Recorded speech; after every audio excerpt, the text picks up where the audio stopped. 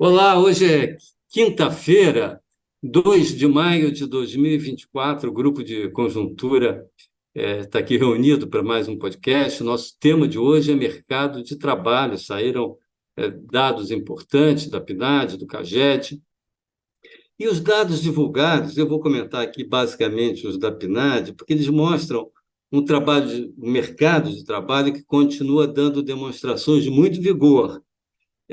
O crescimento da ocupação, ele vem se, que não é de hoje, ele vem se dando desde o pós-Covid, na verdade, desde 2021, num ritmo inédito na nossa história documentada.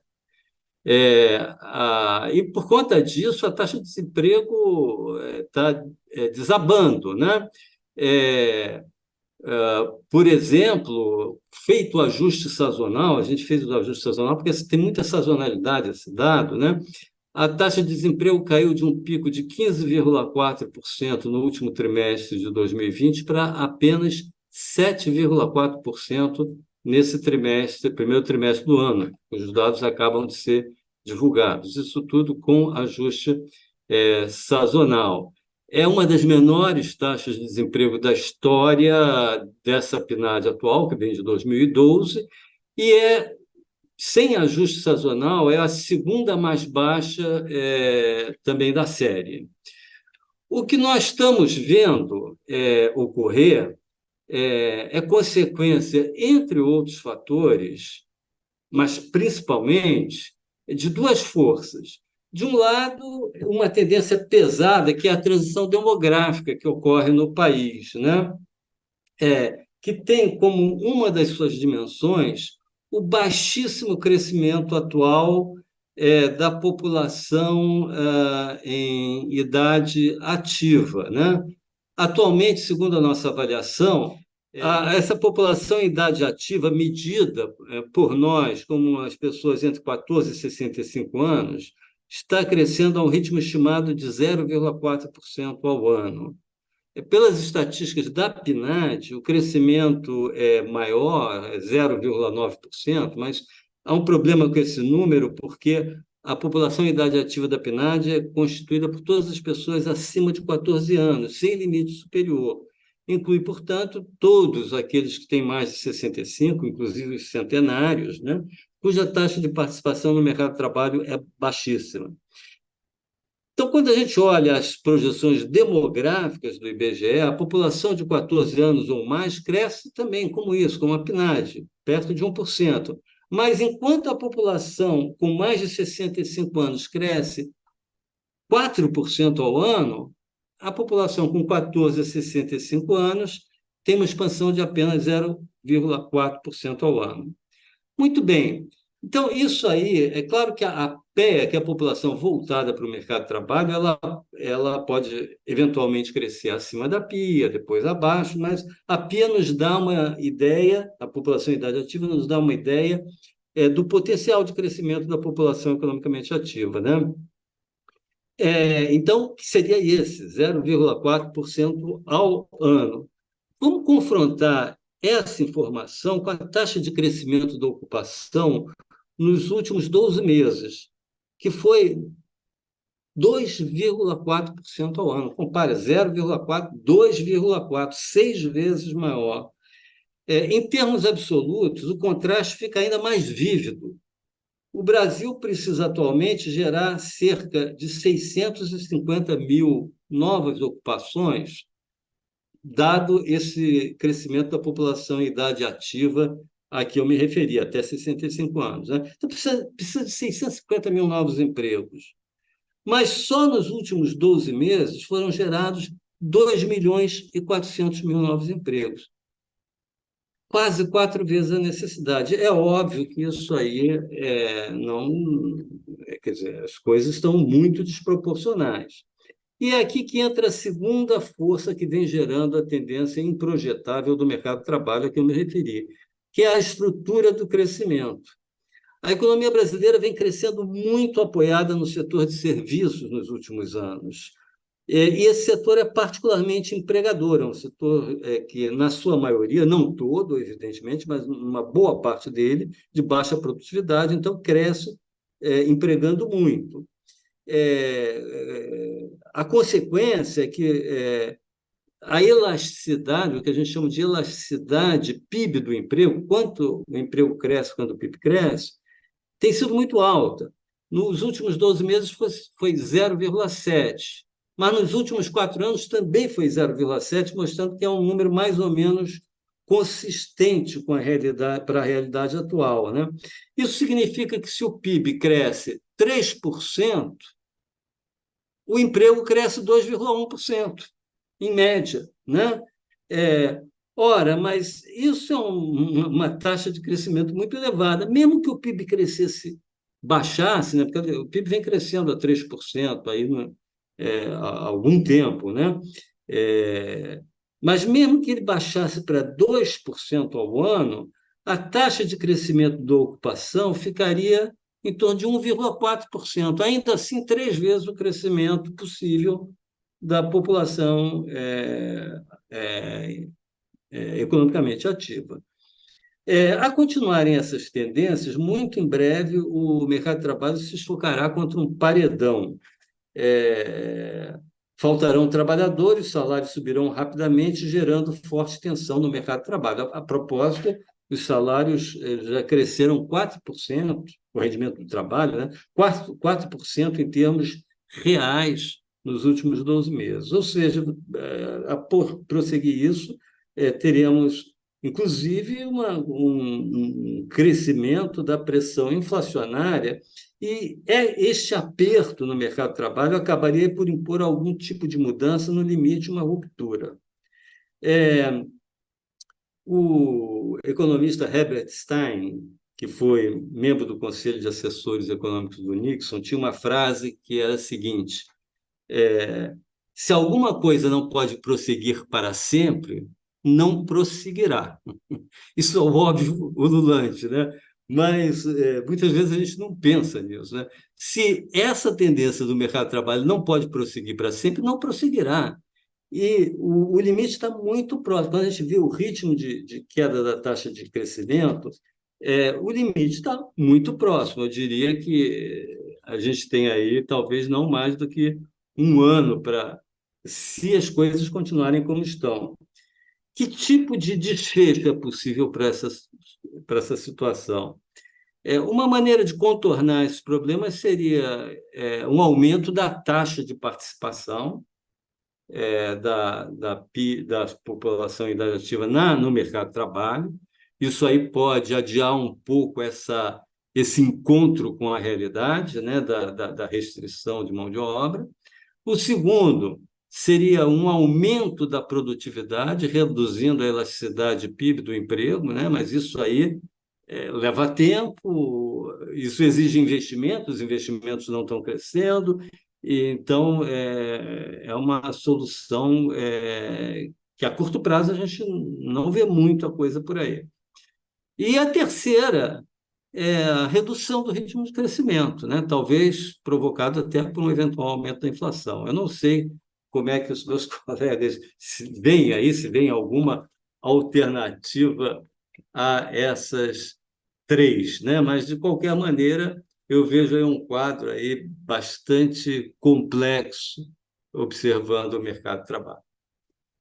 Fico por aqui. Passo a palavra aí, a bola para Margarida, né?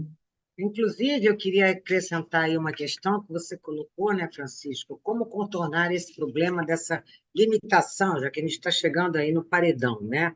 Quer dizer, por um lado, a gente sabe que esse aquecimento do mercado de trabalho, ele é bom, porque ele estimula o nível de atividade, mas, por outro lado, a gente tem aí fortes restrições que já estão aparecendo.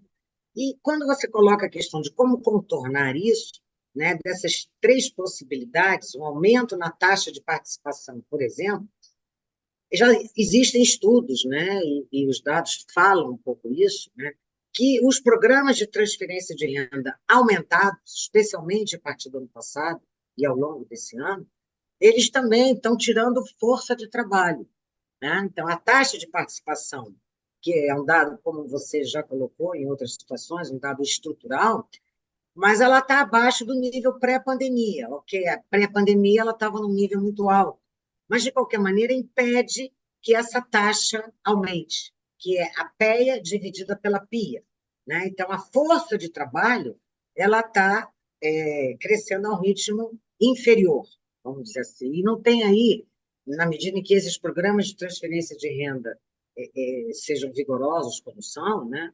Você não tem um alento por aí, né?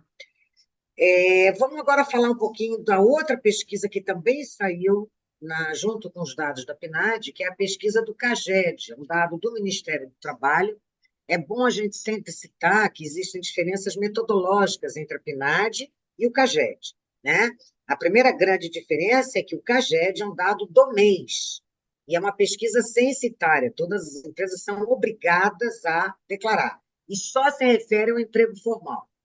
Dado da PNAD é um dado amostral, é um dado que é uma média sempre dos 3 últimos trimestres, é um dado trimestral, né? E se refere à ocupação no sentido amplo, não apenas o emprego formal, mas também a todas as outras categorias de ocupação.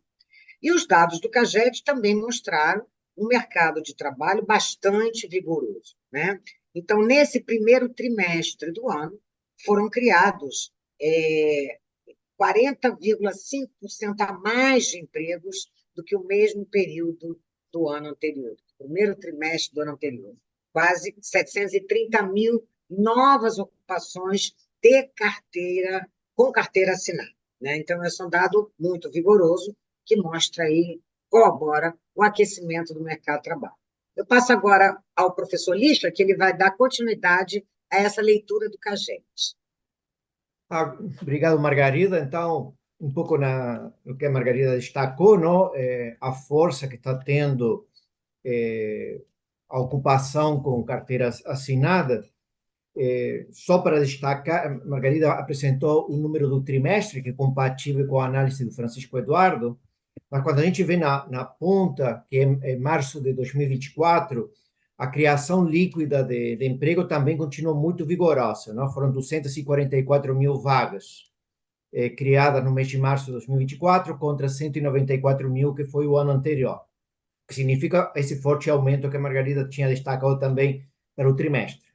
Em linha com aquilo que o Francisco Eduardo colocou, o principal criador de postos de trabalho com carteira assinada foi o setor serviços, das 244 mil vagas líquidas que a gente teve em março, 149 mil foi no setor serviços. O destaque foi para a saúde e educação, não? Especialmente a contratação de professores para jornadas de até 30 horas. O único setor que caiu dos 5 que são considerados lá foi agronegócios. Agora, um ponto que para destacar é que o salário médio de admissão cresceu bastante no CAGED. O valor em março foi de R$ 2.081 e representa uma alta real de 2,7% contra igual mês do ano anterior. Ou seja, os salários reais de admissão estão subindo. Um pouco também isso a gente vê na PNAD contínua, não? A renda média do trabalho do trimestre encerrado em março, que o Francisco Eduardo comentou, ficou em R$ 3.123, que é um aumento de 4% em relação ao mesmo período do ano anterior. Então, um pouco levantando a questão que o Francisco Eduardo destacou, provavelmente o que vai acontecer é um aumento dos salários reais, é isso que a gente está verificando. O que fica incógnita, Francisco Eduardo Margarida, é a reação da PEA a um aumento de salários, não? A taxa de participação tem ficado muito estável na economia brasileira nos últimos anos, tá? Agora está em 62,2, um pouquinho acima de 62, mas sempre fica por volta desse número. A pergunta é se o aumento do salário real que deve acontecer nos próximos trimestres provocará ou não um aumento da PEA, tá? Esse seria um resultado virtuoso, Francisco Eduardo, não? Ou seja, poderíamos manter a taxa de crescimento da economia, tá? Francisco Eduardo está levantando a ideia de que a economia pode bater contra um muro, não? Que seria um pouco o ponto que ele está levantando e que nos preocupa, tá? A escassez de mão de obra. Mas se os salários reais aumentarem, poderíamos ter um aumento.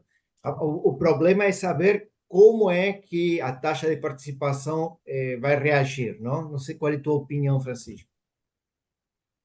Pois é, não, na minha opinião, eu acho que a taxa de participação tende a se elevar. Aliás, ela está estável nos últimos meses, mas com o salário subindo, pelo menos historicamente, nessas fases de alta de salários, fases de expansão cíclica, ela tende a se elevar um pouco, mas isso daria uma folga, sem dúvida. Eu acho que isso aí adiaria um pouco esse encontro com o paredão, né? Mas, enfim, Eu há um queria limite adicionar, para isso. eu Obviamente, há um queria limite. adicionar, queria adicionar aí um comentário, que aí eu acho, Lixa, que a gente tem que olhar muito quem é que está fazendo esse salário médio real subir, né? Se é o setor serviços, é uma história. Se é o setor tradable, é outra história, né? Então, na verdade, setor serviços claramente é quem está puxando esse aumento da ocupação, como o Francisco colocou, como você também colocou, né? Agora, se para contratar mais o salário tem que subir, porque já há uma pressão no mercado de trabalho, para o setor serviços não é tão problemático isso.